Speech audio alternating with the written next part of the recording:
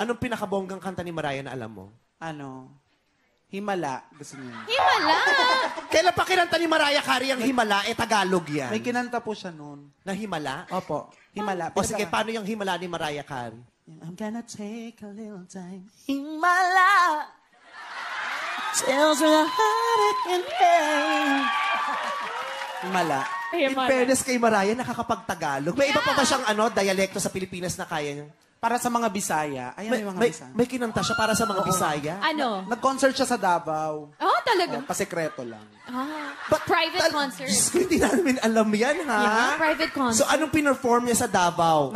Kumanta siya yung para sa mga taga Davao. Oh, Tuwa ano nga yan? yung mga taga Davao. Ano kinanta niya para sa mga taga-Davao? Yung ano yun?